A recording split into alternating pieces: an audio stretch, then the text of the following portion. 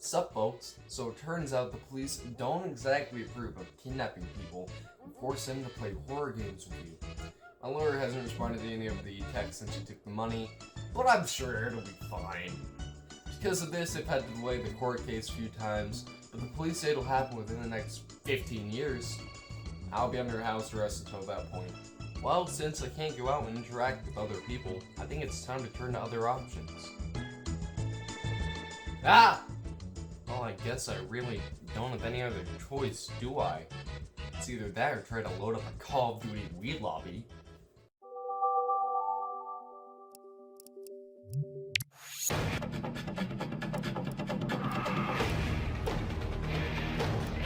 Your dog water, kid.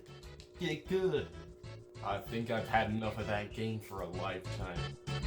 So I guess now we really are only left with one option. The Meta Quest, previously known as the Facebook Quest, even more previously known as the Oculus Quest. This system is home to many a game. Now if I really wanted to burn some brain cells, I'd try out the Metaverse, but I'm not that stupid. No, today we're going to be taking a look at a little application known as VRChat. This game does precisely what the Metaverse is trying to do, but infinitely better. It's a virtual reality game where people interact in different worlds and experiences. But VRChat's worlds are actually good. Everything is made by the community. There are honestly some really fun worlds that almost make you forget that you're under house arrest. VRChat was released back in 2017 and has become a very popular game since then.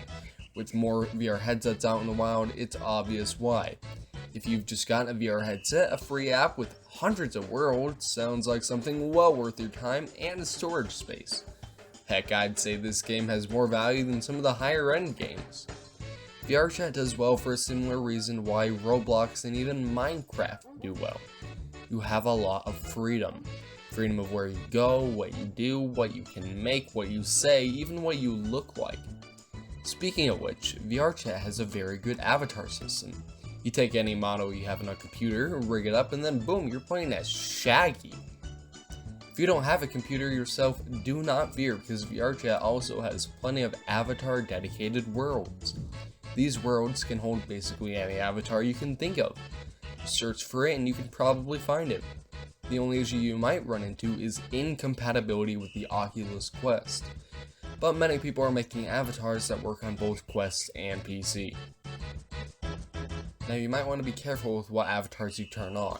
By default, all avatars on Quest are set to a fallback category, but by clicking on a person you can turn it off. Not all avatars are good for all people though. Some have flashing lights that may be harmful for those with epilepsy, and some are just a spawn of literal Satan and will cause you to wish you never spent $300 on a VR headset to begin with, or at eyesight for that matter. Now, moving on from avatars, what are the worlds like? Well, there are a few rare ones that are a blessing from God himself. Others are just okay, I guess, which is something good. Nothing is too bad, but the majority isn't great. A lot of worlds on the front page are those of mediocre quality, and the occasional good one will have one or two people calling each other slurs, but I do guess you get that in every single video game. An area where VRChat shines is a world where people just sit and chat. Sitting and chatting worlds are easy. You make an appealing background, add some games like chess and pool or something, a couple of interactive elements, and then let people do the rest of the work. Really, the only thing that can make these worlds bad are the people in them.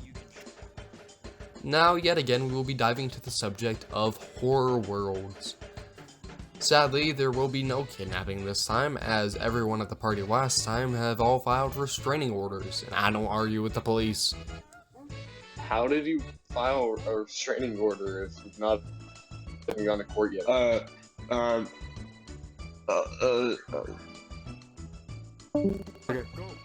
Anywho, the typical horror world on VRChat is about as scary as a Roblox horror game. Filled to the brim with badly modeled monsters and scary sound effects. I would say there's really only one horror world on VRChat which is actually scary, which is SCP number 087. This world does a great job of using background effects and silence to scare the player. It also has a world cap of 4 people per instance or game, which does remove the aspect of horror where if you're playing with enough people it just stops being scary. It also uses jump scares very sparingly, making them all the more effective when they are used. Some horror worlds are just the complete opposite of this though, such as the Asylum. Not to say they aren't fun, just that they aren't as scary in the slightest. Now, VRChat has more worlds than just horror games. It has some recreations of popular games such as Among Us. These games are generally pretty faithful.